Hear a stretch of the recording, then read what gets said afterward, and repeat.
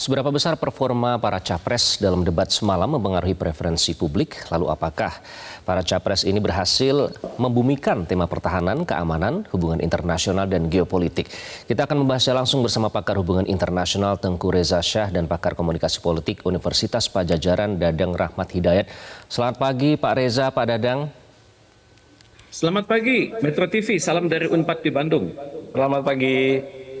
Baik, semoga semuanya dalam keadaan sehat ya, Pak Reza dan Pak Dadang. Saya ingin ke Pak Reza terlebih dahulu. Pak Reza, kalau kita melihat debat tadi malam, bagaimana menakar janji para calon presiden ini untuk benar-benar bisa diimplementasikan gagasannya dalam debat semalam? Saya pikir ketiga capres tersebut sangat konsepsional ya, di mana mereka sudah menyatakan apa yang akan mereka lakukan, itu mulai dari misi mereka sebenarnya. Misalnya Pak Anies mengatakan akan memperkuat sistem pertahanan dan keamanan negara, serta meningkatkan peran dan kepemimpinan Indonesia dalam kancah global untuk mewujudkan kepentingan nasional dan perdamaian dunia. Jadi ada kata kunci kepemimpinan, kemudian kata kunci ini beliau operasionalkan dalam statement.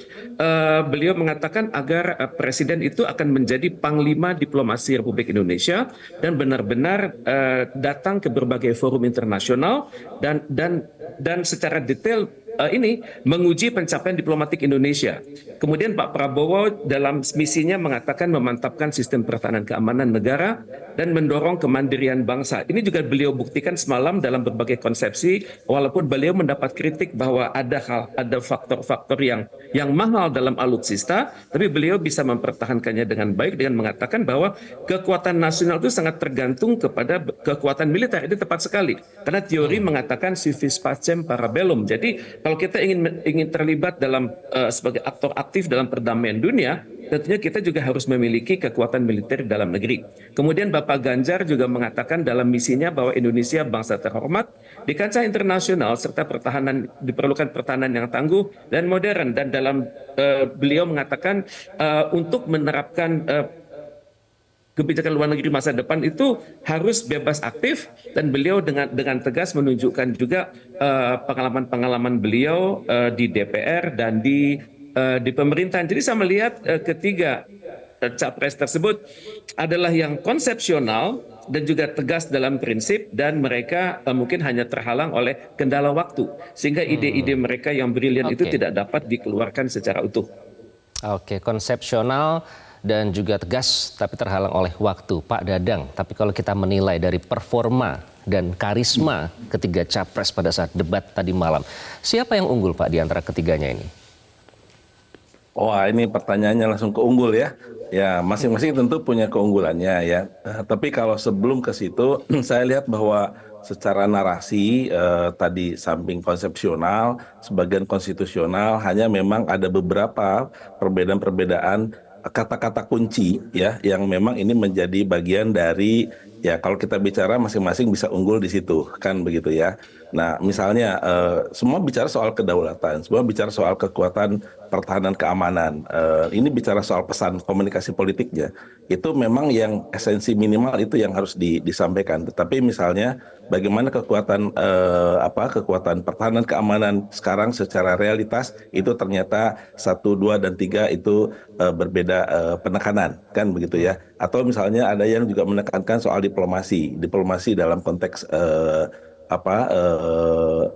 cyber, ada yang diplomasi dalam konteks relasi hubungan nyata kita di dunia internasional. Itu esensi-esensi yang menyebabkan masing-masing punya keunggulan, begitu. Oke, Pak Reza, kalau kita melihat adanya adu argumentasi, kemudian ada juga saling kritik ya tadi malam, sejumlah orang menyatakan bahwa ini tuh berlangsung panas begitu. Nah, saling kritik tersebut menyentuh substansi tidak dalam debat tadi malam? Kritik menyentuh substansi dan masing-masing pihak itu bertahan dengan pendirian masing-masing, di mana pendirian masing-masing itu berbasis angka.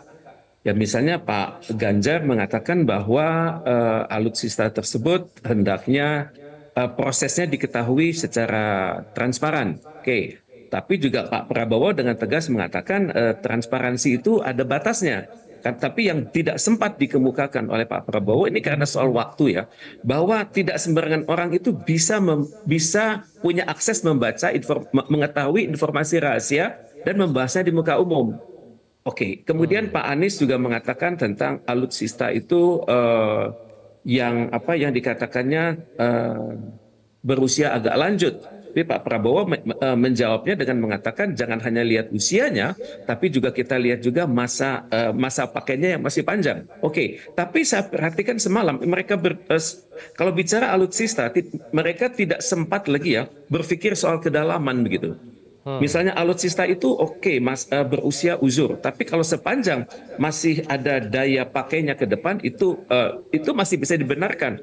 Tapi mereka semua tidak sempat berbicara detail misalnya, apakah alutsista tersebut pernah dioperasikan untuk tujuan-tujuan strategis Indonesia misalnya. Misalnya memonitor pergerakan kapal asing di Exclusive Economic Zone Indonesia. Itu tidak sempat dibongkar oleh ketiga-tiganya. Kemudian juga tidak sempat dibongkar misalnya kita baru-baru ini melakukan banyak latihan militer dengan negara-negara asing, terutama sekali yang namanya Garuda Shield, Garuda Shield dan Super Garuda Shield. Apakah peralatan tersebut difungsikan?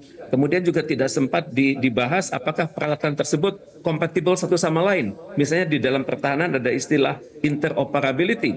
Jadi untuk suatu misi khusus apakah terjadi interoperability antara teknologi Inggris dengan teknologi Amerika, dengan teknologi Rusia. Jadi hal-hal ini semacam ini yang tidak sempat dibuka lebih lanjut. Tapi saya perhatikan ketiga capres tersebut memiliki basis data yang kuat, dan yang unik adalah Pak Ganjar yang antara lain mengatakan beliau memiliki data yang independen dan data itu siap diujikan dengan Bapak Prabowo. Tapi saya melihat ini kecenderungan yang baik ya, di mana ketiga capres itu menggunakan kata kunci data, kata kunci informasi, kata kunci information technology. Ini membuktikan bahwa siapapun mereka yang akan menjadi presiden kita, mereka akan membuat kebijakan itu berdasarkan data, dan data itu akan ditriangulasi sedemikian rupa sehingga kebijakan nasional Indonesia ke depan itu basisnya bukan politik tapi basis informasi. Jadi ini adalah hal yang saya berbasis dapatkan dari dialog informasi mereka.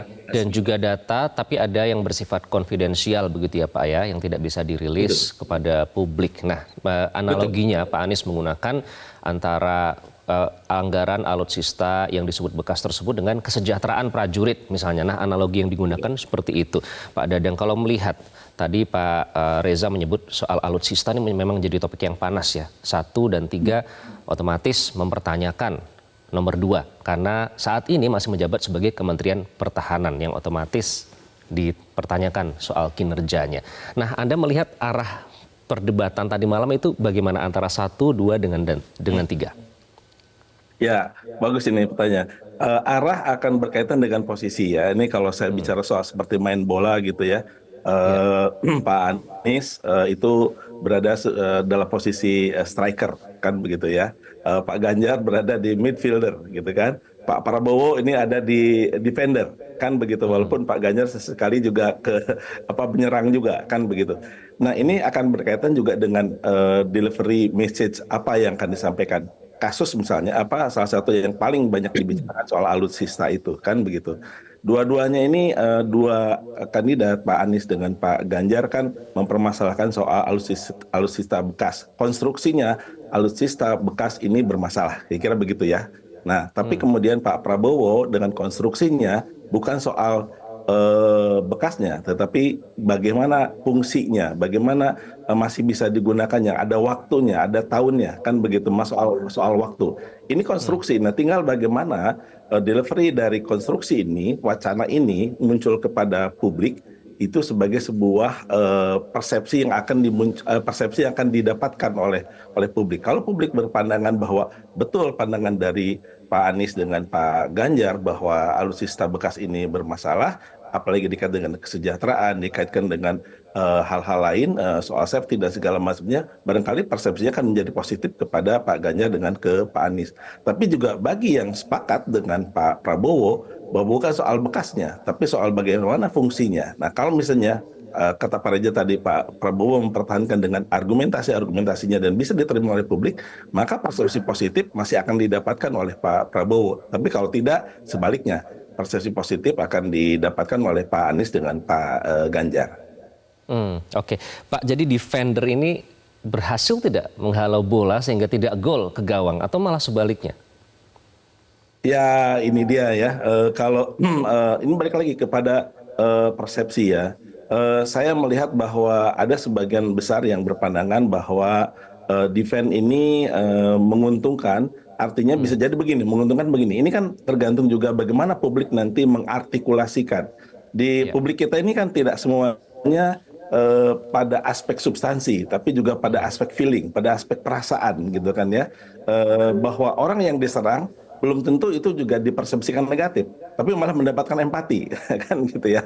Ini dari sisi goalsnya nanti kan begitu, walaupun tidak kebobolan atau tidak bisa memasukkan, tapi bisa jadi mendapatkan empati. Tapi kalau bicara substansi, bicara aspek-aspek apa ya namanya argumentasi tertentu, bisa jadi bahwa sebetulnya itu memang perlu atau patut dimasalahkan. Nah, maka sekali lagi aspek positifnya bisa kepada yang tadi midfielder atau kepada striker itu. Jelajahi cara baru mendapatkan informasi. Download Metro TV Extend sekarang.